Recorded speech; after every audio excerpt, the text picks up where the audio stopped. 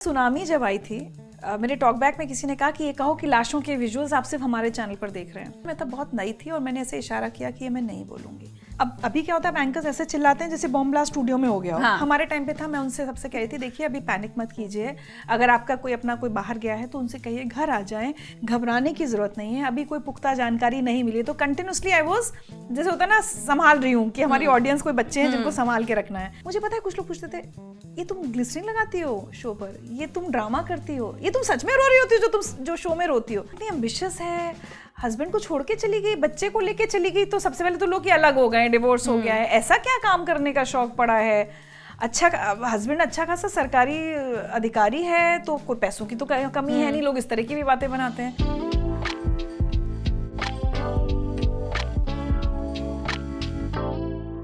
Hi Richa ji, thank you so much for coming. मैं आपकी इतनी बड़ी फ़ैन हूँ और मैं बिलीव नहीं कर पा रही कि क्योंकि आपकी एक्सपर्टीज़ है तो आज मैं थोड़ी सी फंबल ना करूँ ताकि I don't embarrass my self.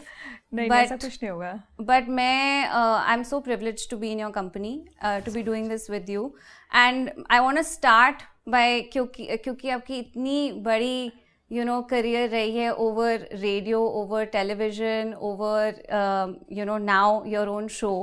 I want to start with something that Kapil Sharma said on his show to you.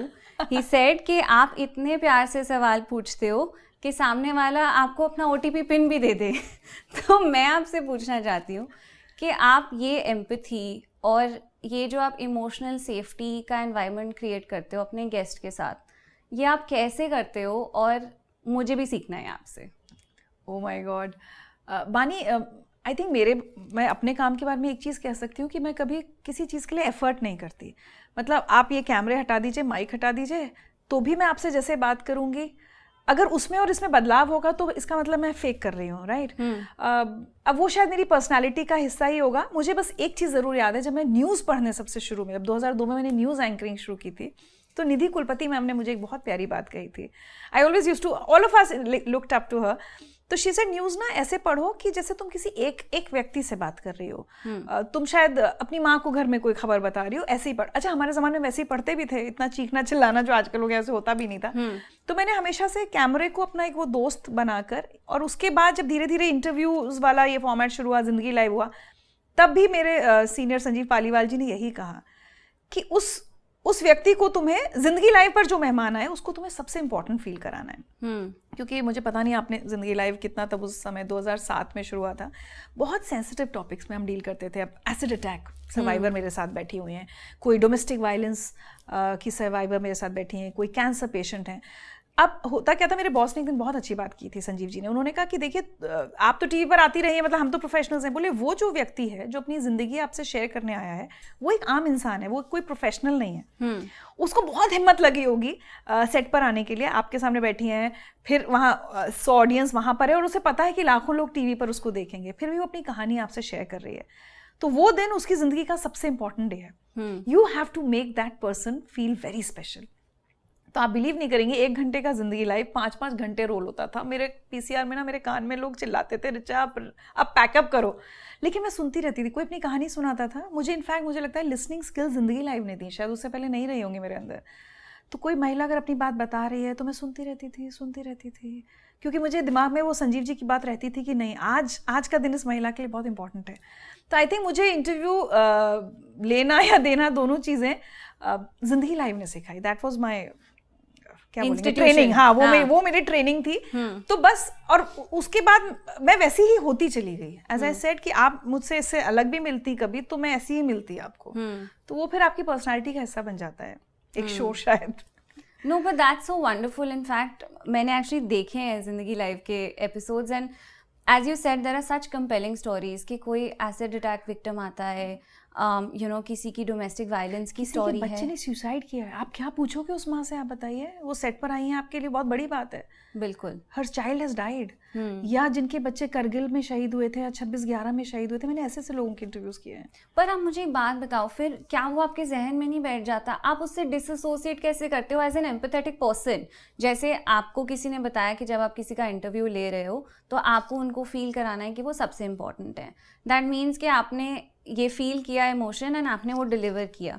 But naturally जब आप बात कर रहे हो किसी से, कोई अपनी ऐसी कहानी बता रहा है, तो आप उससे फिर डिस्कनेक्ट कैसे करते हो घर जाके? आपको ऐसे नहीं लगता है कि it weighs down on you little bit? Of course it does, और मुझे बहुत दिक्कत हुई है 2007 2008। इनफैक्ट इस आपके सवाल के दो पहलू हैं। मुझे बहुत लोग ऐसे पूछते थे, पता नहीं, मुझे ऐसा लगता है बानी एज अ सोसाइटी बहुत बहुत इनसेंसिटिव लोग हो गए हैं।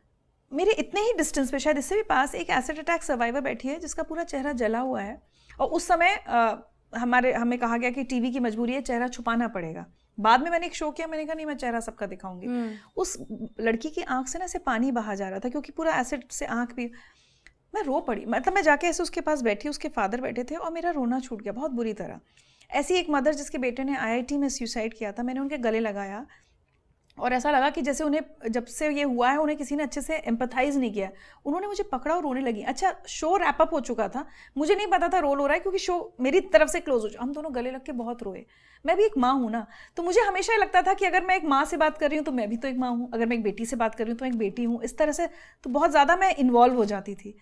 मुझे पता है कुछ लोग पूछते थे, ये तुम ग्लिसरीन लगाती हो शो पर, ये तुम ड्रामा करती हो, ये तुम सच में रो रही होती हो जो तुम जो शो में रोती हो। मुझे कई बार बहुत बुरा लगता था कि आपके सामने एक ऐसा इंसान होगा तो क्या आप हंस पाएंगे? मैं कह रही हूँ हंसे नहीं, बट क्या आप डिटैच रह पाएंगे? अगर आप रह पाएंगे तो मतलब सैल्यूट है आपको, मतलब मैं नहीं रह पाती। बट ह्यूमैनिटी के बेसिस पे ही आपको फील हो जाएगा ना कि दूसरा इंसान क्या फील कर रहा है। मुझे तो यही सवाल बड़ा इंसेंसिटिव लगता था कि तुम सेट पे वाकई रो रही होती हो या तुम ड्रामा करती हो।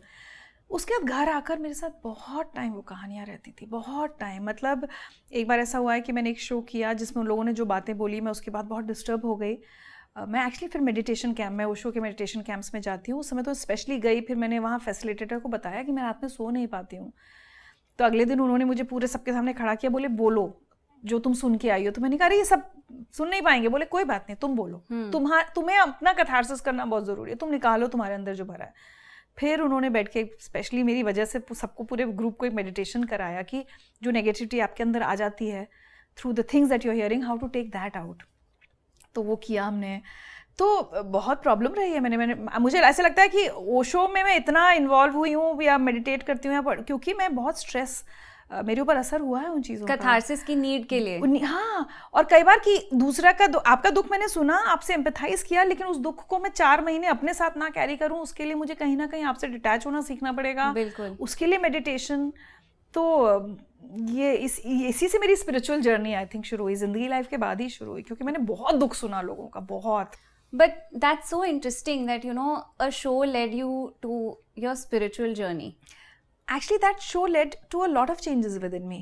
मैं उन लोगों में से थी, सब लोग जैसे करते हैं शिकायतें कि अरे वाई मी, कुछ थोड़ी प्रॉब्लम हो जाए, शिकायतें, भगवान, अरे भगवान मेरे साथ ही ऐसा क्यों हो गया। ये सब मेरा बंद हो गया बानी ओवर द ईयर्स। जब मैंने लोगों के इतने दुख देख लिए, तो मुझे लगता है कि मुझसे ज़्यादा ब्लेस्ड या प्रिविलेज तो कोई है ही नहीं, कोई दूसरा। और ये फीडबैक मुझे लोगों से भी मिलता है। बहुत लोग, उस ज़माने में तो हम लोग जब जिंदगी लाइव आता था उतना यूट्यूब और ये सब प्लेटफॉर्म्स नहीं थे, बट लोग हमें ईमेल बहुत लिखते थे।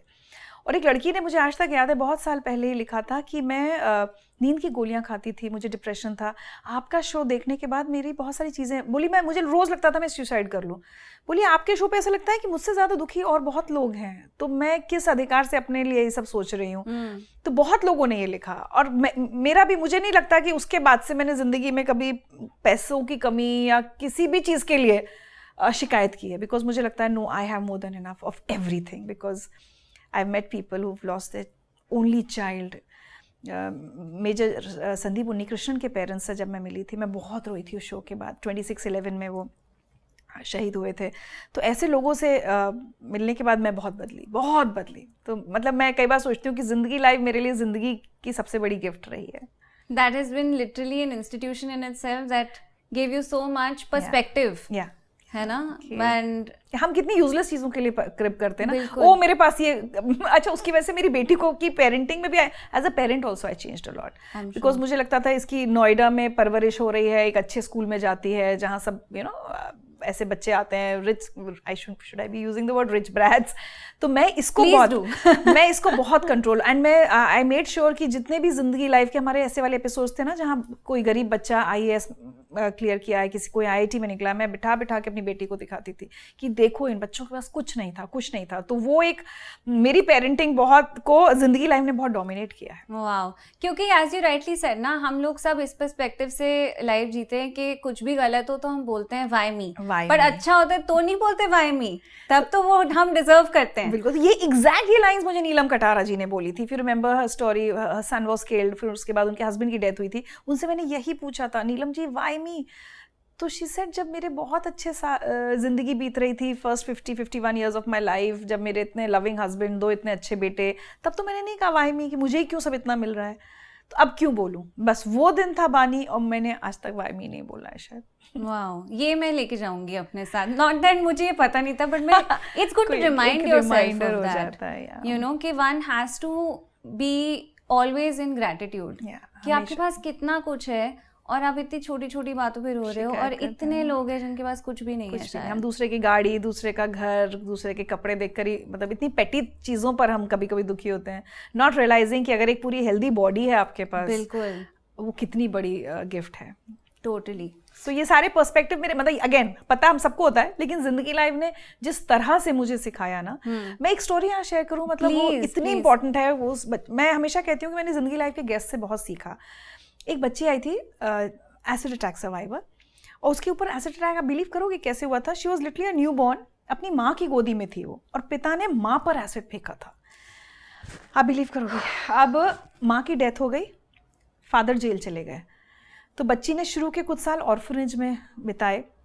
फिर जब ऑर्फनेज को लगा होगा कि ठीक है अब ये जो भी, तो उसको कहीं स्कूल कॉलेज कुछ हॉस्टल में आई थिंक चली गई वो।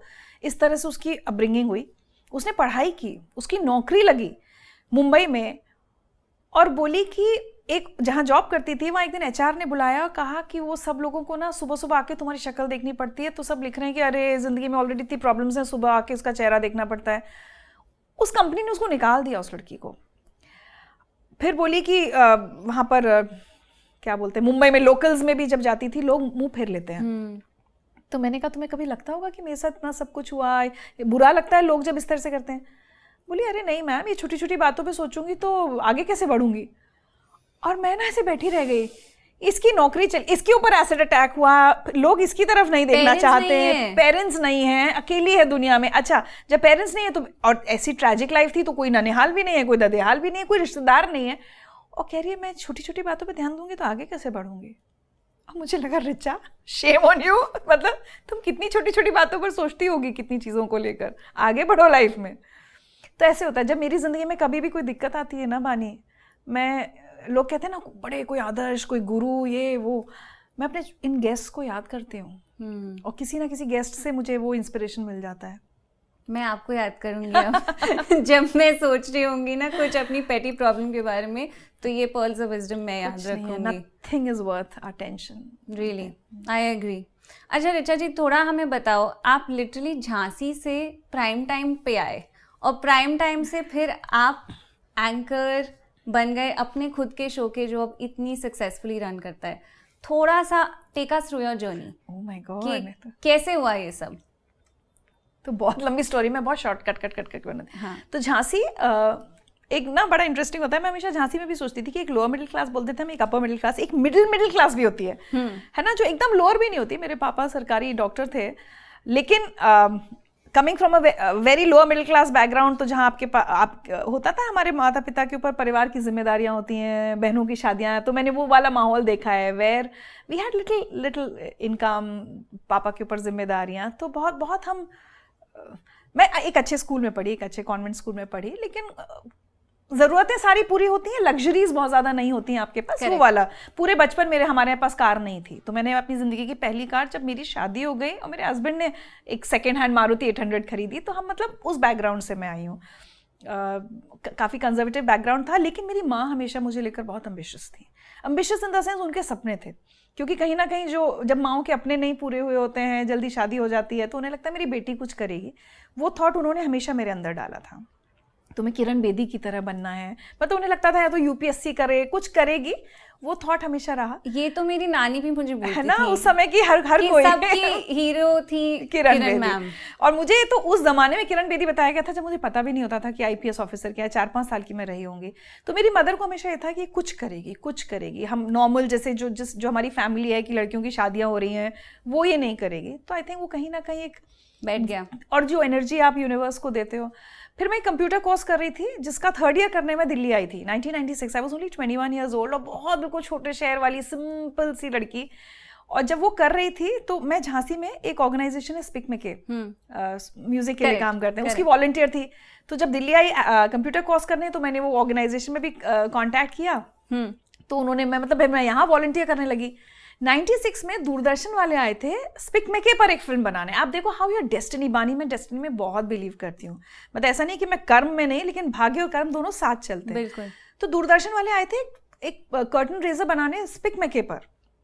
डॉक्टर किरण सेठ ने कहा ये भी एक बाइट दे देगी, ये भी कुछ बोलेगी। तो मैंने कुछ तो बोला होगा, पता नहीं क्या, बट उनके कैमरा पर्सन ने कहा बहुत फोटोजेनिक है लड़की। अच्छा उस जमाने में तो ना मेकअप, मतलब मुझे लगता है मैं एक बिंदी और काजल लगाती थी। और जो प्रोड्यूसर थे उन्होंने कहा हिंदी भी अच्छी बोल रही है। तो मुझसे बोले कि बेटा कभी मीडिया में ट्राई किया? मैंने कहा सर मैं तो झांसी से आई हूँ, छोटा शहर, मैं किसी को यहाँ जानती नहीं। उस जमाने में उन्होंने मुझे एक पेजर नंबर दिया कि अच्छा तुम मुझे मैसेज करके दूरदर्शन आना। वो भी भूल गई 1-2 महीने, वो भी नहीं सोचा। फिर अचानक मैंने रैंडमली एक दिन की चलो वो रमेश शर्मा जी को मैसेज भेज के देखती हूँ पेजर पे। उनके मैसेज भेजा सर मैं कल आपके ऑफिस आऊँगी। अगले दिन ऑफिस गई तो उनके असिस्टेंट बैठे हुए थे। उन्होंने कहा कि वो तो नहीं है लेकिन हमने आपको एक प्रोग्राम के लिए सिलेक्ट किया है। अंकुर करके एक गार्डनिंग पे प्रोग्राम आता था संडे सुबह 9 बजे, अभी भी मुझे याद है, दूरदर्शन पर। तो वो आप गुलाब पे कुछ स्क्रिप्ट लिख लाना। इट वॉज अबाउट कि गार्डनिंग पर ही होता था कि अभी किस सीजन में कौन से फूल लगाने हैं, होम गार्डनिंग। तो मैंने कहा आपने मेरा ऑडिशन कुछ तो लिया नहीं? तो बोले वो जो हमने आपकी बाइट रिकॉर्ड की थी ना, वो उससे समझ में आ गया कि आप अच्छा लिख सकती हैं, बोल सकती हैं और थोड़ा सा मेकअप कर लीजिएगा। अच्छा मेकअप भी नहीं, कुछ नहीं आता था बानी। तो that's how my journey started with the camera. 500 रुपये शूट के मिलते थे, 1 महीने में 2 शूट। तो ये शुरू हुआ और फिर मैंने स्पीक मेके के लिए भी जॉब किया। I was the first employ of speak मेके एक तरह से। पर मुझे बात बताओ, कैमरा के सामने यू फेल्ट कंफर्टेबल इंस्टेंटेनियसली? वो कुछ था ही, वो मैं बचपन से ना स्टेज पर भी, मतलब थ्रू आउट माई स्कूलिंग मैं I was above average student. मतलब उस जमाने में टॉपर के 80 आते थे तो हम 70 वाले थे। तो आज के 80% वाले बच्चे को आप कुछ समझेगा ही नहीं। तो हम 60-70 के बीच में झूलते रहते थे। तो मतलब ठीक है, not too bad not too great. लेकिन एक चीज मेरी थ्रू आउट स्कूलिंग की है कि स्कूल में कभी ऐसा नहीं हुआ कि फंक्शन हुआ हो और ऋचा बादल स्टेज पर ना हो। मेरा नाम ऋचा बादल था। मतलब कुछ भी मैं होना ही है मुझे स्टेज पर, चाहे डिबेट होगा, एलिक्यूशंस बोलते थे ना हम लोग के पोइट्री रिसाइटल को, डांस होगा, सिंगिंग होगी, थिएटर होगा, मतलब मैं मंच पर हूँ। तो माइक्स तो मेरा सबसे पुराना दोस्त, सबसे पहला दोस्त है, उसके साथ कैमरा ऐड हो गया। बट अगर आपको ऐसे लोगों के सामने परफॉर्म करने की आदत है, करेक्ट, तो ये भी तो कुछ लोगों के सामने मैं परफॉर्म कर रही हूँ। मैं तो देखती भी नहीं हूँ क्योंकि मुझे बहुत कॉन्शियस नहीं, मुझे लगता है अगर कोई मुझसे पूछे ना तुम्हारे बेस्ट फ्रेंड्स कौन है बानी, तो शायद मैं कहूँगी माइक और कैमरा मेरे बेस्ट फ्रेंड्स हैं। या ये मुझे कभी प्रॉब्लम नहीं हुई। Wow. So you were destined for this only, ना? I was destined to become something. मतलब मैं जर्नलिस्ट अब नहीं कहूँगी क्योंकि इतना सारे काम कर चुकी हूँ न्यूज़ के अलावा भी। I was destined to be friends with the mic and the camera. आप न्यूज़ रूम मिस करते हो उसका chaos? थोड़ा, क्योंकि वहाँ पे मुझे ऐसे लगता है शायद माहौल तनाव का रहता है काफी, और अब आपका कंटेंट बहुत पॉजिटिव और यू नो लाइक दिल को छूने वाला है, थोड़ा खुशहाल। एक टाइम ऐसा था कि मैं न्यूज़ भी पढ़ रही थी और मैं जिंदगी लाइव भी कर रही थी। तो फिर मुझे ना प्रॉब्लम होने लगी क्योंकि न्यूज़ में उस समय अग्रेशन धीरे धीरे, आज हम जो न्यूज़ देख रहे हैं उसकी शुरुआत हमारे टाइम हो चुकी थी। तो मुझे परेशानी होने लगी। फिर मैंने अपने बॉस से कहा कि मैं दोनों नहीं कर पाऊंगी, ये कोई स्विच नहीं है कि आपने ऑन ऑफ कर दिया। अभी आप इतने एम्पैथेटिक हो गए, फिर आप सडनली स्टूडियो में जाके चिल्ला रहे हो। और धीरे धीरे जब चिल्लाना शुरू हुआ तो मेरा वैसे भी न्यूज़ से मन हटने लगा था। So finally I took a very conscious decision कि मुझे न्यूज़ नहीं पढ़नी है, मुझे सिर्फ जिंदगी लाइव करना है। और उस समय मुझे समझ में आ गया था कि मुझे यही करना है आगे।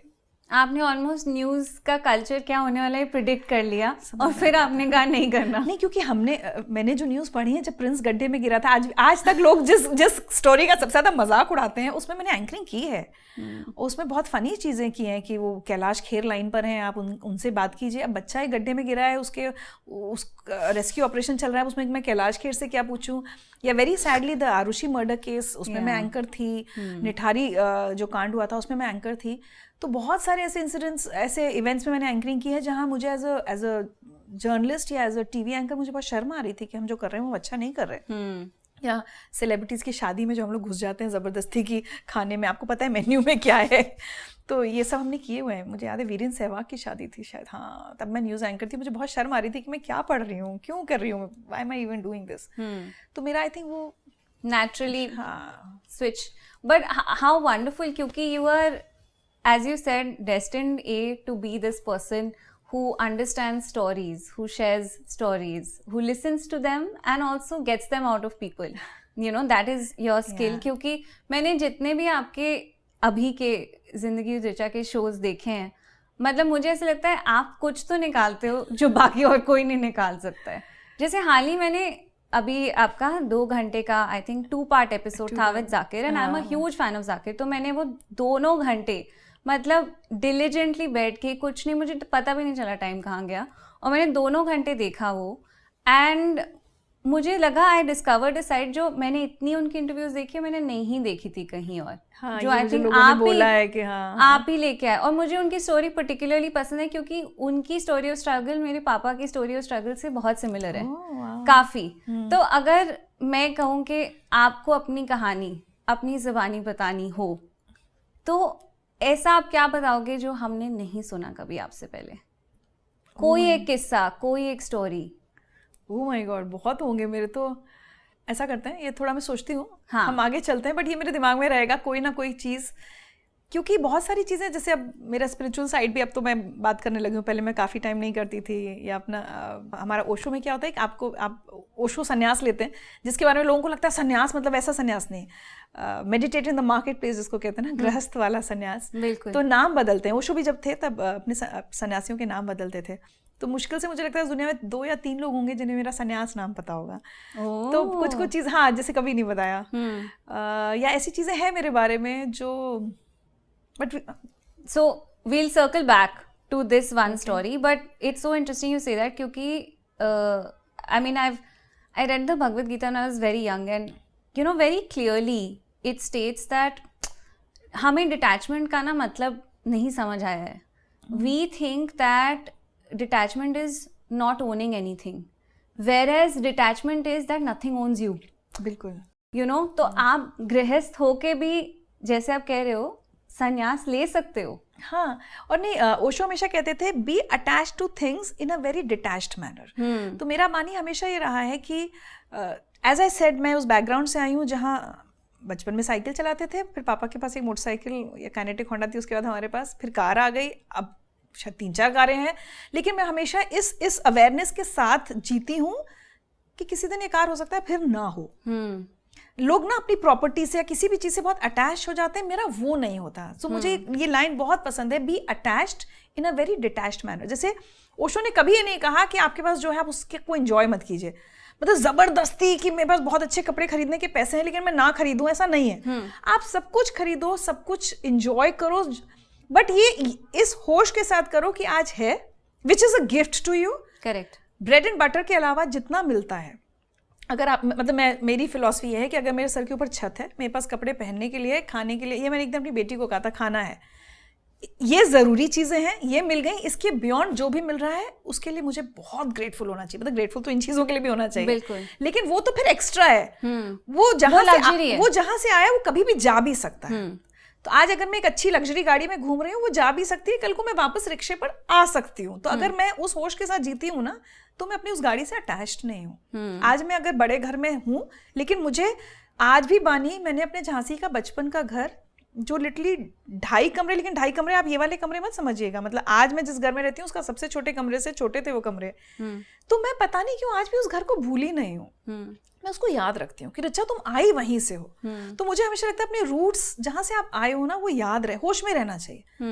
आपको जरूरी नहीं आज वो ऐसा जीवन जीने की जरूरत नहीं है, बिल्कुल, लेकिन बस याद रहे कि कहाँ से आए थे, कहाँ से आए थे, और कितना लंबा आ गए।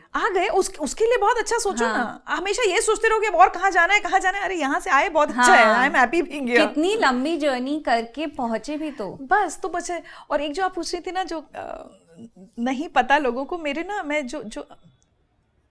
मैं पावर ऑफ मैनिफेस्टेशन में बहुत बिलीव करती हूँ। कि जो सोचती हूँ, तो बचपन से ना बहुत सारी चीज़ें सोचती थी।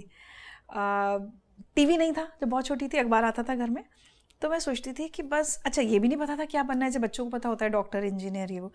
तो मैं सोचती थी कुछ ऐसा करूँगी कि बस एक दिन ऐसा आए कि जिस दिन मैं मरूँ तो अखबार में मेरा नाम छपे।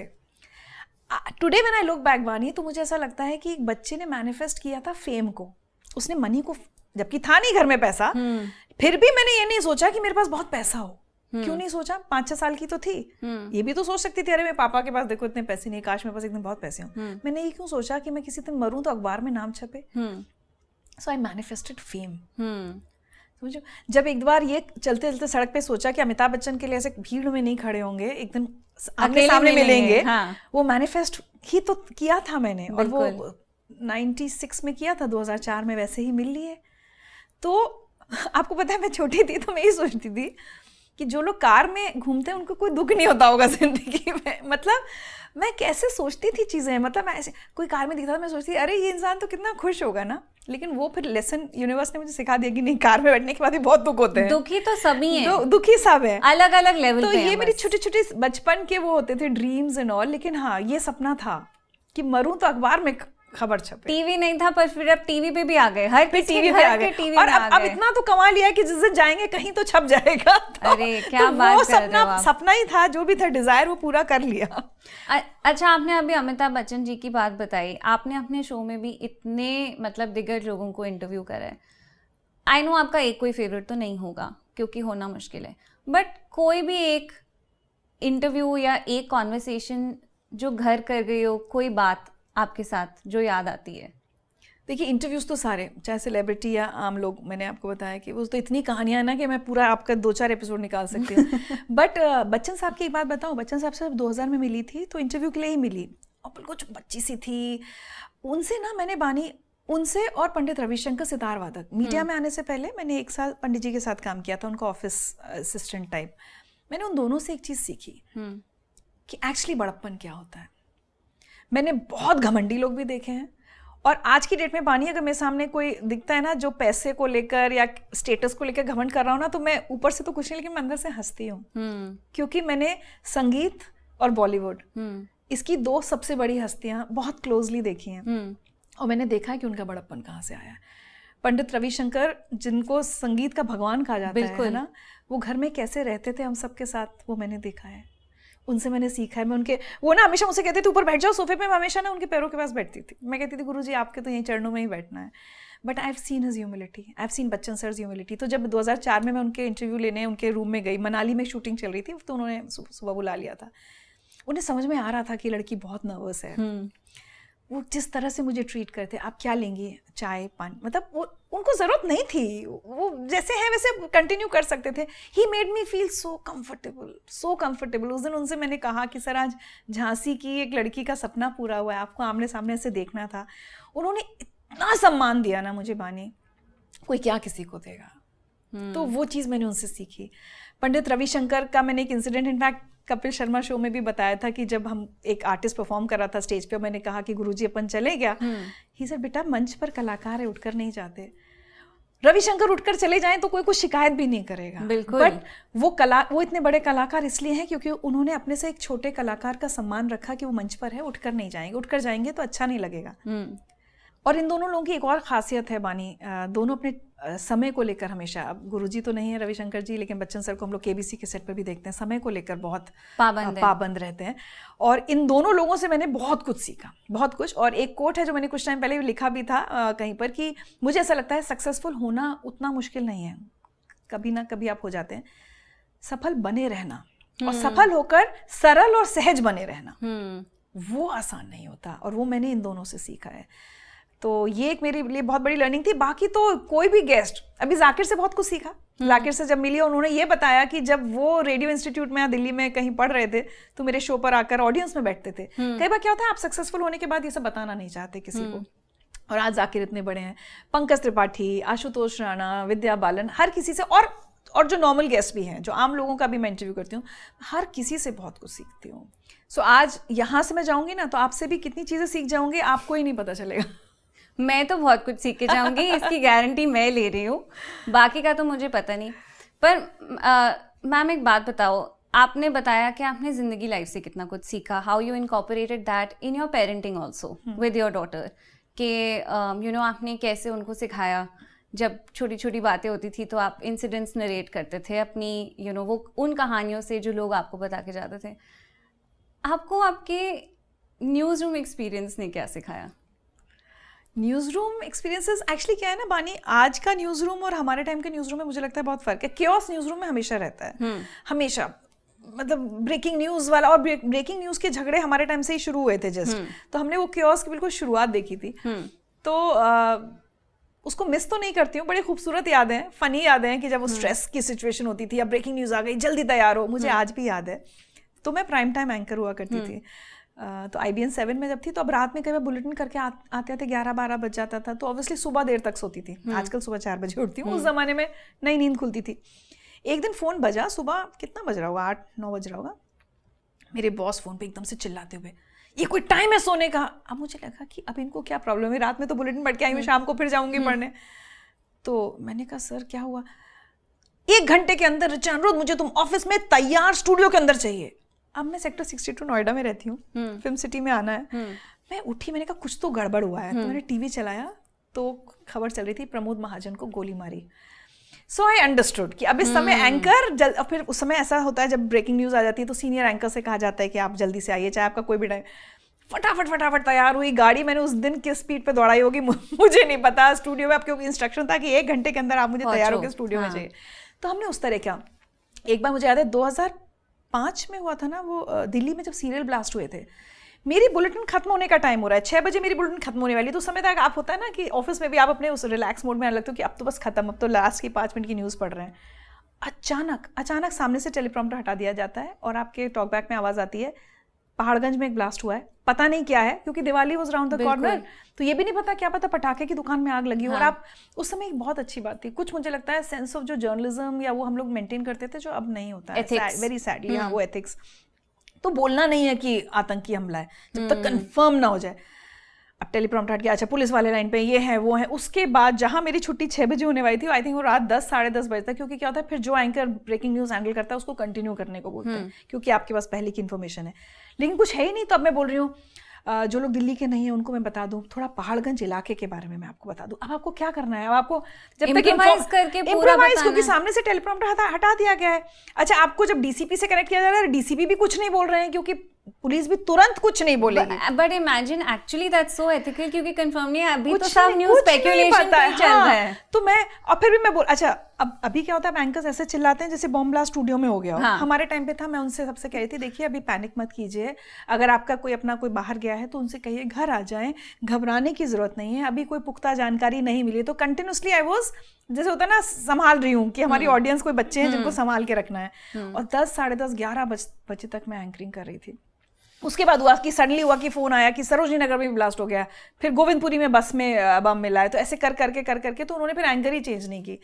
तो वो सारा केओस मैंने अच्छे से जिया हुआ है, रिजिलिएंट बना दिया न्यूज़ रूम ने आपको। बट कभी कभी ना एक और चीज़ होती थी, कभी कभी मुझे लगता था हम इनसेंसिटिव होते जाते हैं। जैसे क्या होता है जब हम हेडलाइन पढ़ते हैं, आप जस्ट इमेजिन दिस, क्योंकि मैंने एक दिन बैठ के सोचा उस बारे में। जब हेडलाइंस पढ़ते हैं तो स्पीड में पढ़ते हैं, तो सपोज हम कह रहे हैं मनाली में बस हादसा, बस पलटी, 15 लोग गिरे, 15 घायल, 4 की मौत। मुझे एक दिन एक्चुअली बहुत साल बाद मैंने बैठ के सोचा कि 4 की मौत बोलना मेरे लिए कितना नॉर्मल हो गया है।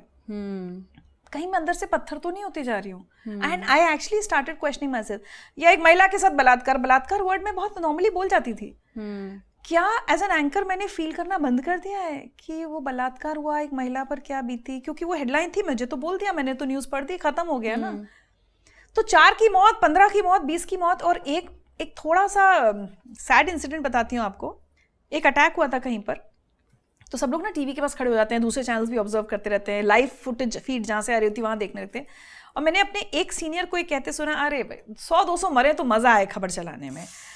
और मुझे लगा हम क्या हो गए हैं, हमें खबर चलाने में मज़ा आने लगा है। फिर एक बार मैंने अपने एक सीनियर को कहते सुना, अरे बहुत बढ़िया खबर आई है रेप की, इसको फटाफट चलाओ।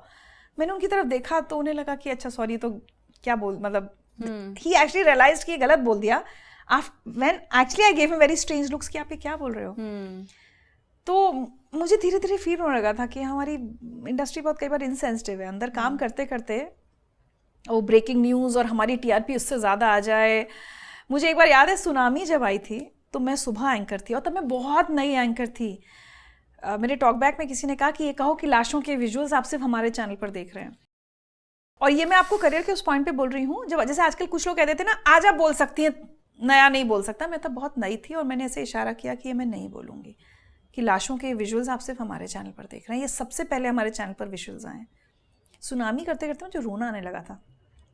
मैंने ऐसे बहुत किए हैं बट या आई रियलाइज कि फिर हो गया ना, जब 5 साल 7 साल 8 साल पे आपको लगता है नहीं, आप पॉइंट ऑफ सैचुरेशन में आ जाते हो कि आपको लगता है आप बहुत इनसेंसिटिव हो जाओगे ये if you continue. And that's why जिंदगी live was such a good. नहीं तो अगर जिंदगी लाइव नहीं आया था ना 2007 में, मैंने 2002 में न्यूज़ पढ़नी शुरू की थी, 5 साल ही तो हुए थे, मैं छोड़ देती इंडस्ट्री। मैंने सोच लिया था, मैं फ्रस्ट्रेट होने लगी थी कि मैं क्या पढ़ रही हूँ कि गौर से देखिए इस आदमी को, गौर से देखिए इस बिच्छू को, नाग को, और ये कीजिए। मैं चली जाती। अगर जिंदगी लाइफ, तो जिंदगी लाइफ शायद आया था मुझे यहाँ मीडिया में रखे रहने के लिए। नहीं रहती मैं। तो मैं खुद आपके शो की इतनी बड़ी फ़ैन हूँ, मैंने इतने सारे एपिसोड्स देखे, पर मैं आपसे एक थोड़ा सा डिफरेंट क्वेश्चन पूछूंगी क्योंकि मुझे आपका पर्सपेक्टिव इस पे चाहिए कि एज आई सेड इतने फैंस हैं, आपको क्या लगता है लोग आपको इतना पसंद क्यों करते हैं? तो लोगों से पूछना पड़ेगा। बट जो मैं पढ़ती हूँ सोशल मीडिया पर जिस तरह के कमेंट्स आते हैं, मुझे लगता है 2 चीज़ें। मुझे बहुत सारे लोग ऐसे लिखते हैं कि एक तो जो आपने बिल्कुल शुरू में जो कहा था ना कि मेरे बात करने का तरीका उन्हें ऐसा लगता है कि कोई अपना हमारा है। क्योंकि मुझे याद है जब मैं न्यूज़ भी पढ़ती थी, और मुझे नहीं लगता आज की न्यूज़ एंकर्स को ये वाला मतलब सब चीज़ों का कॉम्प्लीमेंट मिल सकता है। मुझे तब भी बहुत लोग ऐसे मेल लिखते थे कि ऐसा लगता है हमारी अपनी बेटी, हमारा अपना कोई न्यूज़ पढ़ रहा है। तो आई थिंक वो मेरा connect with people because my connect with the camera, I think वो आता यहीं से। मेरा इससे कनेक्शन है, इसलिए इसके पीछे जो है उससे मेरा कनेक्शन होता है। एंड दूसरा, लोगों को मेरी स्माइल बहुत अच्छी लगती है। A lot of people find a lot of positivity there. और एक चीज़ मुझे लगती है कि आजकल क्या हो रहा है ना, हर तरफ बानी हम बहुत नेगेटिव बात कर रहे हैं, चाहे वो पॉलिटिकल हो, सोशल हो, हर कोई सिर्फ नेगेटिव ही बात करता है। हम आपसे मिलते हैं तो हम ये सोचेंगे कि आपके अंदर बुराइयां क्या ढूंढ लें। मेरी कहानियाँ या my body of work mostly positive ही रहा है, मोस्टली क्या आई थिंक पॉजिटिव ही रहा है। और अगर कहीं नेगेटिव मैंने कुछ दिखाया भी, अगर मैंने एसिड अटैक्स की भी बात की है, तो उसके अंदर एक मैसेज यही रहा है कि जो एसिड अटैक सर्वाइवर है उसको इज्जत दीजिए, उसको प्यार से देखिए, उसकी गलती नहीं है कि उसके ऊपर अटैक हुआ। तो मेरा पूरा ओवरऑल बॉडी ऑफ वर्क वही रहा है, एक मैसेज, एक सोशल मैसेज। तो आई थिंक ये 2-3 चीज़ें हैं जिसकी वजह से लोग कनेक्टेड फील करते हैं मुझसे। No, I totally buy that, क्योंकि मुझे ऐसे लगता है to also be the kind of person people connect with, आपको भी उनको पढ़ना आना चाहिए थोड़ा सा। जैसे आपका ये स्किल है कि जब आप इंटरव्यू कर रहे थे, for example let's say whether it was an acid attack survivor और you know a martyr's parents, तो आप भी तो उनको पढ़ रहे थे ना, आप उनको समझ रहे थे, तो ही तो वो कनेक्ट करते। तो आप लोगों को कैसे पढ़ते हो? मैं सबसे बड़ी बात बताऊं आपको, आप चूंकि इंटरव्यूज लेती हैं, मैं बहुत ज़्यादा सवाल तैयार नहीं करती। जिंदगी लाइफ में तो मेरी टीम बहुत मजाक उड़ाती थी इस बात का, कहती मैम को 10 सवाल हम देते हैं, मैम पहले 2 पे तो ठीक रहती हैं, फिर मैम भटक जाती हैं, फिर पटरी से उतर जाती हैं। तो फिर मेरे प्रोड्यूसर्स हंसते थे, कहते इनको सवाल देने की जरूरत नहीं है, सुनती तो है नहीं हमारा, बात से बात निकालेंगे, मेरा हमेशा बात से बात। तो मुझे एक फाइनल गोल पता रहता है कि फाइनल गोल अगर मैं जिस व्यक्ति का इंटरव्यू कर रही हूँ उससे क्या निकलना है। लेकिन आप बोल रही हैं, फिर मैं बिल्कुल अपने सेट क्वेश्चन पे रहूंगी, मेरा तो दूसरा सवाल यही था, ऐसे कैसे हो सकता है? तो I like to flow with the person. तो जब मुझे लगता है जब मैं फ्लो करती हूँ तो फिर वो पर्सन भी मेरे साथ, फिर हम दोनों एक दूसरे के साथ फ्लो करते हैं, एंड देन वी जस्ट, फिर इंटरव्यू हमें जहाँ ले जाता है वहाँ ले जाता है। तो बहुत टाइट नहीं रहना चाहिए कभी भी किसी भी बातचीत में, किसी के भी साथ सहजता से चलते रहिए। तो नहीं, I totally understand and resonate with that, क्योंकि मैंने नोटिस किया आपकी जर्नी से कि आप लाइफ में भी फ्लो ही करते हो। क्योंकि जैसे आपने बताया कि आपका करियर कैसे शुरू हुआ स्पिक में, के फिर कभी पंडित रविशंकर जी के साथ, फिर उसके बाद उस बीच एक अखबार में 1500 की नौकरी भी की है मैंने राजस्थान में, अजमेर में। And you know the funny part is we realise कि a major chunk of your career achievements were after you got married. जो क्योंकि शादी जल्दी हो गई थी। तो मैं पूछ रही थी कि काफी लड़कियों के साथ ये थोड़ा अलग चलता है कि यू नो शादी के बाद उनका करियर थोड़ा ढल जाता है क्योंकि they get overwhelmed with responsibilities. But आपका तो टेक ऑफ ही शादी के बाद ऑलमोस्ट कह सकते हैं हुआ है? हाँ, क्योंकि I got married very early, I was only 22। In fact मेरी बेटी होने के बाद मेरी बेटी एक 8-9 महीने की थी जब उसको लेकर हम यहाँ नोएडा दिल्ली शिफ्ट हुए थे, और कुछ नहीं था बानी हाथ में उस समय, कोई काम नहीं, कुछ नहीं, बस आ गए थे। मेरी माँ ने और मेरे हस्बैंड ने, इन दोनों ने बहुत विश्वास भी रखा, एक फेथ था कि कुछ कर लेगी ज़िंदगी में, और नहीं करेगी तो कोई बात नहीं, मतलब देखेंगे बट एटलीस्ट ट्राई। और मेरे फ्रेंड्स बहुत पुश करते थे, सभी कहते थे कि ऐसे कैसे, ये होम मेकर बनने के लिए नहीं थी, ये कुछ इसमें कुछ पता नहीं, कुछ बात मुझे है। कई बार लगता है कि दुनिया को मुझ में ज्यादा दिखता है जो मुझे कई बार अपने अंदर नहीं दिखता। और हर बार मेरी लाइफ में ऐसा हुआ कि जब मैं थोड़ा सा बैक सीट किसी चीज कहीं लेने लगी ना, तो मुझे धक्का देने वाला कोई आ गया, इवन प्रोफेशन में आने के बाद भी। बट उस समय भी मेरे सब फ्रेंड्स ना, मेरे हस्बैंड को भी सब ऐसे बोलते रहते, तब जब ग्रुप में बैठे बात हो रही, अरे ये ऐसे होम मेकर कैसे रह रही है, ये कैसे, नहीं she is meant to do bigger things. मुझे लगता था पता नहीं किसको क्या दिख रहा है मेरे अंदर, I am meant to do bigger things. तो ऐसे होता रहा, तो लिटरली कुछ नहीं था हाथ में, एक गद्दा, एक सिलेंडर, कुछ छोटी सी चीज़ें लेके 2001 में, और मेरी बेटी, मेरी माँ और मैं दिल्ली आए थे कि देखते हैं क्या होता है। तो शुरू तो दूरदर्शन में चूंकि करती थी, वहाँ थोड़े कॉन्टैक्ट्स थे, रमेश शर्मा जी ने वहीं से वापस काम शुरू किया, वही 500 रुपये। फिर पंडित रविशंकर के यहाँ नौकरी लगी, तो हर जगह से ये कि अच्छा चलो कुछ कर लेते हैं करके। फिर ईटीवी में एक शो मिला, फिर एक कोई स्पोर्ट्स का शो मिल गया दूरदर्शन में। ऐसे छोटे काम करते करते जब 2002 में फाइनली जी न्यूज़ से मुझे कॉल आया, देन जब एक कहते हैं ना लाइफ में there was no looking back. लेकिन वो 1-1.5 साल बहुत स्ट्रगल वाला था। मतलब हम ये देखते थे कि सिर्फ अब कितने पैसे हैं, अगले महीने के लिए पैसे हैं या नहीं, क्योंकि छोटा बच्चा है, छोटे बच्चे के साथ वैसे भी आपके खर्चे ज़्यादा होते हैं, उसका सामान ये, और उसको ज़रा सा कभी थोड़ा सा बुखार भी आ जाए ना, क्योंकि फैमिली में जो relative family, I am not saying the immediate family, बहुत बातें बनानी शुरू हो गई थी कि छोटी सी बेटी को लेके दिल्ली चली गई, फिर ये खबरें उड़ गई कि डिवोर्स हो गया है, शायद अलग हो गए। आई एम टॉकिंग अबाउट 20-21 साल पहले ना, तो मतलब आप आज के पर्सपेक्टिव से मत देखिए, बहुत एग्रेसिव है, तो मैं 20 साल पहले तो जाके तो ये हो गया था कि अरे कितनी एम्बिशियस है, हस्बैंड को छोड़ के चली गई, बच्चे को लेके चली गई, तो सबसे पहले तो लोग अलग हो गए, डिवोर्स हो गया है, ऐसा क्या काम करने का शौक पड़ा है, अच्छा हस्बैंड अच्छा खासा सरकारी अधिकारी है, तो कोई पैसों की तो कमी है नहीं, लोग इस तरह की भी बातें बनाते हैं। तो ये सब झेल कर उस समय एक टाइम आता है जब आपको शांति से सब सुनना होता है। मैंने कल शाम को एक छोटा सा मैसेज, एक वीडियो मैसेज डाला है, वो टाइम मिले बानी तो वो सुनिएगा। मैंने कहा कि जैसे आप सड़क पर गाड़ी चला रहे हैं, हाईवे पर हैं, आप टॉप गियर पे चला रहे हैं, फिर आप एक शहर में गाड़ी उतारते हैं, भीड़ है तो आप थोड़ा स्लो डाउन करते हैं, कोई जुलूस निकल रहा है, फिर आप एक सकरी गली में फंस जाते हैं, तो कभी आपको बैक भी होना होता है। ऐसी हमारी जिंदगी की गाड़ी है, अच्छा चल रहा है तो टॉप गियर पे चल रहे हैं, बट निचले गियर पे शिफ्ट होने की भी आदत होनी चाहिए। अगर दिल्ली में 5,000 की, उस जमाने में 5,000 की नौकरी कर रही थी, जब अजमेर गई तो 1,500 की मिली। मैं ना कभी इस ईगो में आज तक नहीं रही हूँ बानी कि नहीं मैं ये थी। मैं आज की बात करती हूँ, जब एक न्यूज़ चैनल छोड़ा तब टॉप एंकर थी, one of the most highly paid anchor थी 2013 में, 10 साल पहले। जब छोड़ा तो मुझे वहाँ किसी ने पता है क्या कहा, आपकी इस पहचान है, इस गेट के बाहर कोई नहीं पूछेगा आपको। जो आप लोगों को लगता है कि आप बड़े एंकर हो, बड़े फेमस हो, चैनल से पहचान है, बाहर कोई नहीं पूछेगा। मैंने उस व्यक्ति से क्या कहा, आप भी यही हैं, मैं भी यही हूँ, 5 साल बाद बात करेंगे। उसके बाद जब बाहर निकली, सो आई एम अगेन जॉबलेस ना, तो मेरे कोई फ्रेंड्स पहचान वाले, कोई इवेंट वाले बोल देते थे ये इवेंट कर दोगी, और बहुत कम पैसे। मतलब बुरा लगता था कि यार यहाँ तो लाखों में कमा रही थी, यहाँ अचानक 1000 पे उतरना पड़ा। लेकिन मैं मानती हूँ कि उतरना चाहिए, कोई बात नहीं, अभी सकरी गली आई है ना, तो थोड़ा रिवर्स गियर मार लो। हाँ, रिवर्स गियर भी है, फर्स्ट गियर पे भी आना पड़ेगा, सेकंड पे भी। तो मैंने वही वीडियो जो बनाया कल, तो मैंने किया, मैंने जिंदगी लाइफ सब कुछ बहुत अच्छा होने के बाद आई वो सडनली जॉबलेस, और मैंने अपनी मर्जी से चैनल छोड़ा था, तो मैं किसी से शिकायत भी नहीं कर सकती थी। और फिर मैंने ऐसे इवेंट्स किए कि जहाँ मुझसे कहा जाता था अभी इस इवेंट का तुमको 5,000 रुपये दे देंगे, मैं बोलती थी अच्छा ठीक है, कोई बात नहीं, करते हैं करते हैं, आ रहा है ना काम, थैंक गॉड।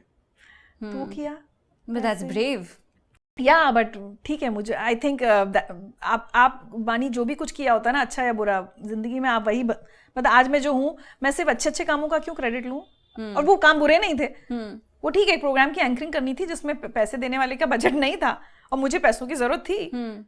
तो अब मैं यही क्यों सोचूं कि अरे मैं तो बहुत अच्छी एंकर थी, मैं तो जिंदगी लाइव करती थी, मुझे तो इतने पैसे मिलते थे, उसमें रहूंगी तो फिर बिल्कुल ही काम नहीं मिलेगा ना। कोई बात नहीं, आज 5-10 हज़ार रुपए का मिल रहा है तो वो भी करो, जो मिल रहा है करो ना, करना चाहिए, अपने ईगो में फंस के नहीं रहना चाहिए।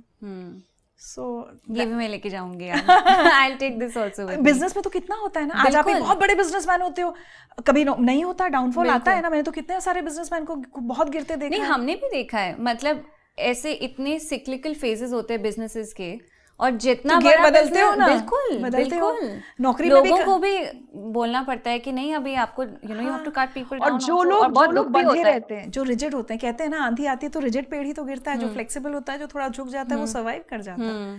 तो वैसे सवाल क्या था, मैंने क्या बोला पता नहीं। कोई बात नहीं, मजा आ रहा है मैं आपको सुन के मजा आ रहा है, मैं भी भूल गई। मैं एक्चुअली भूल गई क्या पूछा था। हाँ। आप लोगों को क्या सवाल? कोई बात बट नहीं, एनीवे सो यहाँ से we'll continue this story only. But no, I agree with what you're saying and I agree with needing to be flexible in life. Yeah. मतलब I think that's what my 20s have also taught me. मैं थी बहुत rigid, अभी मतलब मेरे को ऐसे बहुत मैंने लाइफ नहीं जी है, but I think the little growth that I have experienced in myself has also come flexible होना चाहिए with just understanding that there is a certain thing called flow. उसके अगेंस्ट मत जाओ, नदी जैसे बह रही है साथ में बहो, कोई बात नहीं, कुछ प्रॉब्लम आएगी, मुसीबत आएगी, हाँ निकल जाएगा, चलता रहेगा। वक्त की खासियत ही ये अच्छा है कि है वो बदलता है, हाँ। दौर बदलता है, यही तो दौर की फितरत है। बिल्कुल तो वो अच्छा वक्त हो या बुरा वक्त हो तो आएगा भी और जाएगा भी। अच्छा ना अच्छा रहेगा ना बुरा रहेगा। आई थिंक मतलब लाइफ इज अ लेवलर, वो लॉ ऑफ एवरेजेस सबके साथ कैचअप कर ही लेता है at some point in time, तो फिर ऊपर नीचे तो होना ही होगा, सबके साथ ही होता है। हाँ, उससे फर्क नहीं पड़ना चाहिए। मैं कहती हूँ 2-3 चीजें आप अपनी रख लो कि अगर इतना सब कुछ, जैसा मैंने शुरू में भी कहा कि खाने को मिल रहा है ना, एक घर है, अब वो घर कितना बड़ा है, कभी छोटा भी हो सकता है, कभी फिर बड़ा हो जाएगा, या गाड़ियां कभी एक भी नहीं होगी, कभी 3 हो गई, कभी 4 हो गई, कभी फिर चली गई। आप उस सब के लिए मेंटली प्रिपेयर्ड रहो, जो बेसिक्स आपके पास है बहुत है। I agree. And peace of mind है, और रात की नींद सुकून की है ना, इससे इम्पोर्टेंट कुछ नहीं है मेरी नज़र में। मेरे लिए I need to sleep well and I need my peace of mind. Yeah. And I'm sure your spiritual journey also helps you get that peace of mind. Yeah. जब चली जाती है तो फिर मैं और एक्टिवली मेडिटेशन और ये सब करने लगती हूँ। No, I agree. मैं भी मतलब I also meditate every day, और मैं काफ़ी बचपन से कर रही हूँ, and I credit my mother for this, क्योंकि ever since I was very young, she kind of, you know, put me on that path. So helps you remain grounded. Yeah, and also survive in times with a lot of faith, you know, कि this is all for the greater good, this is the greater plan. यहाँ से गुजरना बहुत ज़रूरी है कहीं और पहुँचने के लिए। हमारे क्या होता है, मैं कई बार देखती हूँ ना, बच्चों को जब पेरेंट्स बहुत पैम्पर करते हैं ना, हाँ ये हो गया। हमारे यहाँ जब भी मेरी बेटी कोई इशू उठा के, मैं बोलती हूँ कोई बात नहीं, इससे भी बुरा हो सकता है, इससे भी बुरा हो सकता है। मैं हमेशा अपने आप को बोलती हूँ इससे भी बुरा हो सकता है। या मेरे साथ थोड़ा सा ही होता है तो मैं सोचती हूँ अरे सिर्फ पैर में चोट लगी, फ्रैक्चर भी हो सकता था। मेरी फिलॉसफी ये रहती है, अरे बच गए, बलाटली आप भी बोलते हो क्या? मेरा अच्छा, मैं बोलती हूँ बलाटली। अगर तो मैं सोचती हूँ देखो फ्रैक्चर तो नहीं है ना, मोच ही आई, कोई बात नहीं, बलाटली। अच्छा ऋचा जी, अब आप बताओ what is next for Zindagi with Richa? What do I look forward to? क्योंकि मैं तो बहुत देखती हूँ आपका शो। व्हाट नेक्स्ट, अगर आप सिर्फ अभी सीजन 7 चल रहा है उसके हिसाब से पूछ रही हैं, तो हमेशा की तरह it will be a mix of stories. जैसे अगर आपने रेगुलरली देखा हो तो एक हमारा दिल से होता है जो सेलिब्रिटीज़ के साथ होता है। हम कोशिश करते हैं 1 या 2 सेलिब्रिटीज़ ही, और जिनका कंटेंट भी ऐसा हो कि हाँ नीचे से उठकर ऊपर आए हैं। लेकिन उसके अलावा मेरे नायक रहते हैं, नायक ऐसे लोग जो सोसाइटी के लिए सेल्फलेस सर्विस कर रहे हो, तो उसमें कुछ स्टोरीज आएंगी, कुछ बहुत अच्छी स्टोरीज हैं। मिसाल होते हैं जो अपनी ज़िंदगी के किसी संघर्ष से जूझते हुए ऊपर आए हैं। नीतू घंगस वर्ल्ड बॉक्सिंग चैंपियन है, अभी जो हाल में बॉक्सिंग चैंपियनशिप हुई थी उसमें गोल्ड जीता उन्होंने 48 kg कैटेगरी में। नीतू के हम घर गए थे हरियाणा में, और किस तरह का स्ट्रगल किया है उनके पिता ने अपनी बेटी को आज चैंपियन बनाने के लिए। बानी, वो स्टोरी अपने आप में इतनी इंस्पायरिंग है, और उस स्टोरी में हमेशा होता है ना, हम सोचते हैं कि हम नीतू से इंस्पिरेशन लें, नहीं, नीतू के फादर से। और मुझे लगता है कि ऐसा पिता अगर देश में हर बच्ची को मिल जाए ना, तो इस देश में फिर चैंपियंस और या कोई भी प्रोफेशन में लड़कियां इतनी आगे जाएंगी कि बता नहीं सकती। You have to watch the story of Neetu's father. I will definitely. तो बस वही मिक्स रहेगा। लेकिन अगर आप ओवरऑल वैसे पूछें तो मैं बहुत ज्यादा अपनी लाइफ और वर्क को प्लान नहीं करती हूँ, ये आप अभी तक कॉन्वर्सेशन में समझ ही गई होंगी। मैं कभी कभी सोचती हूँ कि आप जिंदगी विद ऋचा भी कब तक चलाऊंगे। तो अभी सीजन 7 चल रहा है, तो अभी रिसेंटली मैं ऐसी सोच रही थी सीजन 10 तक कर लेंगे, बस बहुत है। मैं एक लिमिट के बाद ना मैं अपने काम से भी बोर होने लगती हूँ, फिर मुझे लगता है व्हाट नेक्स्ट। हाँ, बट मुझे लगता है व्हाट नेक्स्ट, अब ये छोड़ो कुछ और करो। कुछ पब्लिशर्स मुझसे कहते हैं किताब लिखने के लिए, लोग भी कहते हैं कि अब तुम्हें अपने इतने एक्सपीरियंसेस के ऊपर एक किताब लिखनी चाहिए, तो प्रॉब्ली कुछ सालों में शायद एक बुक लिखना चाहूँ। So let's see, I don't know, I don't plan. Excited to see whatever the future holds. Thank you. अच्छा, इतना कुछ आप कर रहे हो, इतने आप इंटरव्यूज लेते हो, इतने लोगों से बात करते हो, उसके बाद आप ऑब्वियसली कुछ तो करते होगे अपने लिए. What do you do to unwind after hours for yourself? दो चीज़ें मेरे लिए बहुत ज़रूरी हैं जो मुझे डी स्ट्रेस करती हैं, और नॉर्मली मैं शाम का नियम वो होता ही है मेरा. आधा एक घंटा कोशिश करती हूँ म्यूज़िक सुनूँ ज़रूर. म्यूज़िक में classical music remains my favourite. तो इतने साल इतने कलाकारों के साथ बिताए हैं, तो कुछ ना कुछ ज़रूर सुनती हूँ, या फिर कुछ सूफ़ी स्पिरिचुअल. नीरज आर्या मुझे बहुत पसंद है, आजकल my latest favourite. Kabir cafe सुनती हूँ. और एक घंटा मेरा नियम से ओशो का कोई डिस्कोर्स मैं ज़रूर सुनती हूँ. अब अच्छा हो गया, टेक्नोलॉजी हो गई, तो ज़रूरी नहीं कि आपको किताब ही पढ़नी है. करेक्ट. ऐप्स हैं ऑडिबल वगैरह जिस पर ओशो के डिस्कोर्स मुझे मिल जाते हैं. तो आधा से एक घंटा मेरी कोशिश रहती है मैं रोज़ ज़रूर सुनूं, क्योंकि उसमें कहीं ना कहीं बानी मुझे अपने कुछ सवालों का जवाब मिल जाता है. आज अगर मैं किसी चीज़ को लेकर परेशान हूँ, कोई मेरे मन में सवाल सुबह से मुझे डिस्टर्ब कर रहा है, मैं शाम को जब वो डिस्कोर्स सुनूंगी ना, मुझे वो जवाब मिल जाएगा. तो ये दो मेरे नियम हैं. बहुत ज़्यादा हो गया तो बेटी और भतीजी के साथ डांस करना बहुत पसंद है हम लोगों को. बिल्कुल मतलब टोटली अनवाइंड करना है अपने आप को. तो आई लव डांसिंग. मतलब वैसे मैं I am not a dancer anything, but यूं ही मस्ती वाला डांस है. वो तो सबसे बेस्ट है. हाँ, वो तो मैं भी करती हूँ. क्योंकि पता है आपको, ओशो ने कहा है कि dance is the best form of meditation. लेकिन फिर वो डांस आप वैसा करें, कहते हैं ना कि वो फिर नृत्य रह जाए, फिर आप खत्म हो जाएं. तो कभी जैसे वो कीर्तन वाला डांस नहीं होता हम लोगों के, वो कीर्तन वाले लेवल पर आप चले जाएं कि आप भूल जाएं. ये नहीं कि वो ये स्टेप 1 2 3 4 वो नहीं होता मुझसे. But I just love to forget everything and dance. That's great. That's great. हमारा ना ऋचा जी लास्ट सेगमेंट होता है जब हम गेम खेलते हैं अपने गेस्ट के साथ, जिसको हम कस्टमाइज करते हैं. तो क्योंकि आप इतनी अच्छी राइटर हैं और आप अपनी शायरी और पोएट्री शेयर करती हैं इंस्टाग्राम पे भी काफ़ी ऑफन, तो हम चाहते हैं कि हम आपको कुछ सिचुएशंस दें. Oh my God. और फिर सिंपल जो भी आपने लिखा है या किसी ने लिखा है जो आपको याद आए, तो वो आप हमारे साथ शेयर करें. ठीक है. हालांकि जब मैं लिखती हूँ तो मैं हमेशा उसमें हैशटैग डालती हूँ रैंडम थॉट्स, क्योंकि वो बहुत रैंडम होता है, उसका मैं भूल जाती हूँ. ठीक है, कोई बात नहीं. तो रैंडमली जो भी दिमाग में आए विद द रेलेवेंट सिचुएशन, ठीक है, वैसे आप फिर हमको बता देना. ठीक है. तो वो मैं आपको सुनाती हूँ, लेकिन उसके लिए मुझे अपने फ़ोन की ज़रूरत पड़ेगी. तो फ़ोन ले आते हैं. लाओ भाई फ़ोन. Thank you. तो जैसे मंडे मॉर्निंग मोटिवेशन के लिए कोई अगर कपलेट आए, अगर आप बोलो ना, मुझे बचपन से जो गाना बहुत पसंद है, तो मुझे रुक जाना नहीं तू कहीं हार के, कांटों पे चल के मिलेंगे साए बाहर के, ये मेरा हमेशा का परमानेंट मोटिवेशन है. और जब मैं ब्रेकफास्ट शो करती थी रेडियो पर डेली, तो मैं ये गाना बहुत चलाती थी. तो मुझे आपसे बड़ी गुड मॉर्निंग मुंबई वाली आरजे वाइब आती है कि आप मतलब सबको खुश कर देते हो. वही करती थी मैं. वही करती थी. करीब 1-1.5 साल मैंने डेली ब्रेकफास्ट शो होस्ट किया है. ग्रेट. अच्छा, अगर एकदम थकान वाले दिन के बाद, अच्छा कुछ मिला मुझे, कुछ मिला. देखिए मैंने कहा ना, मुझे अपना लिखा याद नहीं रहता. निगाहें हो आसमान पर लेकिन पैर रहे जमीन पर, नमी भले हो आंखों में पर मुस्कान दिखे होठों पर, इंसान क्या बुरा कर पाएगा हमारा जब ईश्वर की कृपा हो सर पर. तो रैंडम लिखती हूँ मैं, बिल्कुल कुछ. बट ये तो रोज पे ही ये रोज पे अप्लाई हो गई, Monday to Friday to Sunday. अच्छा, थक के कोई दिन के बाद, थकान वाले दिन के बाद कोई घर पे आए तो क्या पढ़े? मुझे जगजीत सिंह को सुनना बहुत पसंद है. जगजीत सिंह की फेवरेट गज़ल? जगजीत सिंह की बहुत सारी, मतलब सब कुछ ही फेवरेट होता है. एक मुझे गरज बरस प्यासी धरती पर फिर पानी दे मौला, वो बहुत पसंद है. एक वाला था मैंने दिल से कहा नहीं था, वो प्यार पे बहुत सुंदर थी. जावेद साहब और जगजीत सिंह का एक एल्बम है, इतने साल पहले आया था, देखो उसका नाम भूल जाती हूँ मैं. उसकी मुझे वो बहुत पसंद है. सच कहती थी जो भी अम्मी कहती थी, जब मेरे बचपन के दिन थे चांद में परियां रहती थी. ये मैंने सुना नहीं. अच्छा, इसका भी जो मुझे सबसे ज़्यादा पसंद है वो ये है कि वो ना बचपन के और आज के दिन कंपेयर कर रहे हैं. एक ये दिन जब लाखों गम और काल पड़ा है आंसू का, एक वो दिन जब एक जरा सी बात पे नदियां बहती थी. मुझको यकीन है सच कहती थी जो भी अम्मी कहती थी, जब मेरे बचपन के दिन थे चांद में परियां रहती थी. ये था एग्जैक्ट. अच्छा, if you wanted your husband to dedicate one, Shayari to you, कि कौन सी हमने पढ़ी हो कि क्योंकि मेरे पास ऐसी है जो मैंने सोची थी, अरे किसी दिन अगर if somebody dedicates this to me, I'm sold. ऐसी कोई है आपकी favourite romantic?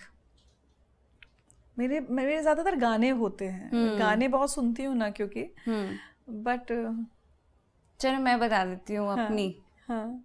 Even though now अब ये फिर सीक्रेट नहीं रहेगा, बट कोई बात नहीं, I don't think anyone is going to get. देखो मैं कपिल शर्मा ने क्या कहा था, हाँ। कपिल शर्मा ने क्या कहा था, मेरे सामने बैठ के 2 ओटीपी पिन बताने हाँ बस फिर बता देती हूँ। तो उनकी जावेद साहब की बहुत अच्छी किताब है तरकश, अच्छा। जिसमें उन्होंने एक लिखा है, उनका है कि किसी और का, ये नहीं मुझे पता, क्योंकि आधे पेजेस पे उनकी पोइट्री और आधे में रैंडम है, I think you know anonymous. तो एक वहाँ पे शेर है कि खुश शक्ल है वो, ये अलग बात है, हमें ज़हीन लोग हमेशा से अजीज थे। And I was just like, oh, क्या बात है, this is so nice. I wish somebody said this to me. अब नहीं कह पाएगा, now it's gone. Now it's planned. Now it will look planned. Yeah. But yeah, this was mine. I thought this was quite beautiful. Wow, beautiful, seriously. क्योंकि आप इतना अच्छा लिखती हैं और मैंने पढ़ा है आपका लिखा हुआ, तो आज अगर आप हमें कुछ सुना दें जो आपको मूव करता है, जो आपने लिखा है, तो I think that would be the perfect way to end this episode. बानी, आप जो एम्पैथी और उसकी बात कर रहे थे ना, तो 2014-15 में मैं वापस एक न्यूज़ एंकर बनी थी। और बस मुझे हमेशा होता है, जैसे हमेशा कहा जाता है नहीं न्यूज़ एंकर्स को स्टोरी के साथ कनेक्ट नहीं होना है, मतलब थोड़ा डिटैच रहो, ये वो मैं हो जाती हूँ। हम न्यूज़ पढ़ रहे थे या उसके अगले दिन की बात है शायद, पेशावर में जो अटैक हुआ था स्कूल के बच्चों पर और बच्चों को मारा गया था, और चांस की बात है उसमें ऐसा दिखा रहे थे क्लास 9th के बच्चे थे, उस समय मेरी बेटी भी क्लास 9th में थी। और मैं न्यूज़ पढ़ते पढ़ते ना आवाज़, मेरा गला भरा and I almost broke down. तो थैंकफुली मेरे कॉलीग सुमित अवस्थी थे, तो वो उन्होंने न्यूज़ कंटिन्यू कर लिया। उन्होंने कहा कि ये भी एक माँ है, तो ऑब्वियसली थोड़ा दुख। मैं घर आई, जो आप कह रही थी ना कैरी करने की, वो ज़िंदगी लाइफ नहीं था, न्यूज़ थी, लेकिन मैं घर आके मैंने कुछ लिखा जो मेरी I think remains one of my most favourite, close to my heart. मैंने लिखा, मैं उन बच्चों में से किसी की माँ नहीं हूँ, लेकिन मेरी एक बेटी है बिल्कुल उसी उम्र की। सोचती हूँ वो बच्चे भी ऐसे ही अपनी माँ से झगड़ते होंगे जैसे वो झगड़ती है, ऐसे ही उनकी माँ भी उन्हें डांटती होगी जैसे मैं डांटती हूँ। माँ और बच्चे का प्यार और तकरार, लाड़ और झाड़, ऐसा ही होता होगा ना। ऐसी सर्दी, ये दिसंबर की बात है जब ये अटैक हुआ था, ऐसी सर्दी में वो भी अपनी माँ के साथ रजाई में घुसकर गप्पे मारते होंगे। उनकी माँ भी उनके सर में तेल की मालिश करती होगी, वो भी माँ से महंगी चीज़ें खरीदने की जिद करते होंगे। उनके घर में भी घंटों इस बात पर बहस होती होगी कि दोस्त की पार्टी में जा सकते हैं या नहीं, अगर हाँ तो कपड़े कौन से पहनकर जाएं और वापस कितने बजे लौटना पड़ेगा। एक माँ का दिन बस ऐसे ही न जाने कितने बेकार के कामों में निकल जाता है। सोच रही हूँ उन 132 बच्चों की माएँ आज क्या काम कर रही होंगी। This is like 1 or 2 days after that attack. बस आंसू बहाने के अलावा। सोचते सोचते मेरी आंखें क्यों नम हैं?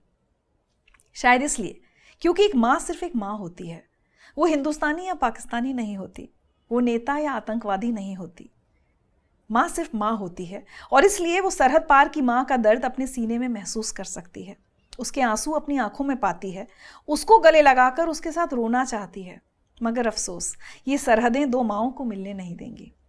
इसलिए इस पार से मैं ये दुआ तुझे भेजती हूँ कि तू खुद को समेट सके, अपने जिगर के टुकड़े की यादों के सहारे एक बार फिर जीने की कोशिश कर सके।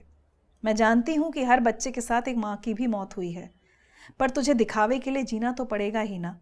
दुआ करूँगी कि बची हुई जिंदगी में तुझे अब और दर्द ना मिले। It's so beautiful. It's so moving. और ये आज so तक मुझे, मैं beautiful. पढ़ती हूँ मुझे थोड़ा सा वो हो जाता है, क्योंकि मुझे हमेशा लगा कि हम ऐसे ही देखते हैं ना, इंडिया पाकिस्तान, ये दोस्त, ये दुश्मन देश, ये वो। But I actually cried that day, और मैं बहुत रोई थी उस दिन, बहुत रोई थी मैं उस दिन न्यूज़ पढ़ के। हालांकि मुझे सुनने को मिला था कि यार न्यूज़ एंकर्स ऐसे रोते थोड़ी हैं खबरें पढ़ के। But you're a good kind person, तो obviously आप feel करोगे as a mother. I think my mom also says कि mom का जो mother का emotion ना, जब तक आप माँ नहीं बनते आप नहीं feel कर सकते कि वो क्या feel करती हैं। किसी के बच्चे के लिए भी just understanding that relationship is difficult. मेरे लिए राइटिंग क्या है ना बानी, मैं ऐसा मैं ये नहीं कहूँगी कि मैं अच्छा लिखती हूँ या कैसा, मतलब मुझे I नहीं think पता। आप बहुत अच्छा लिखते हो। मैं बस क्या होता है, again a form of pouring out your emotions on paper or on laptop somewhere. I will be very disappointed अगर आपने किताब नहीं लिखी तो। कोशिश है। आपको डेफिनेटली लिखनी चाहिए किताब। एक्चुअली मैं उसी पे लिखना चाहती हूँ जो हम इतनी देर से बात करते हैं कि मैंने जिंदगी लाइफ या अपने काम से मैंने क्या सीखा, my life lessons. But thank you Richa ji, time कैसे निकला आज तो मुझे बिल्कुल पता ही नहीं चला, और बड़ा मजा आया आपसे बात करके। And thank you for coming and spending some time with us. Thank you for having me. And we look forward to seeing more and more fabulous episodes from you, so that even I can imbibe as I said, I'll bring out my inner Richa. नहीं, लेकिन I have to से this, जब मैं आई थी तो बानी मुझे कह रही थी कि बहुत नर्वस हैं और चूंकि ये इनका प्रोफेशन नहीं है तो ये पता नहीं कैसा करेंगी, बट ऑनेस्ट, अच्छा मैं बताऊँ, मैं भी ऐसा सोच रही थी कि ये क्यों कर रही हैं, ये तो मतलब इतनी establish business person and all of that, but मुझे उम्मीद नहीं थी कि आप इतना अच्छा इंटरव्यू करेंगी। आपने मुझसे ऐसे सवाल पूछे जो बहुत सारे सवाल ऐसे नहीं किसी ने पूछे। See that's the whole beauty of it. जब आप नॉर्मल बातें करते हैं ना, आप सिर्फ इंटरव्यू लेने ना बैठे तो बातें अपने आप, फिर बातों से बातें निकलती रहती हैं। बात निकलेगी तो फिर दूर तक जाएगी। करेक्ट। तो मुझे बड़ा मजा आया क्योंकि मुझे मेहनत आज बिल्कुल नहीं करनी पड़ी। तो होपफुली सबको भी ये एपिसोड अच्छा लगेगा and hopefully I will see you soon outside of this. बिल्कुल, आप घर आइए, मैं चाय पिलाऊंगी आपको। Done. Thank you. Thank you.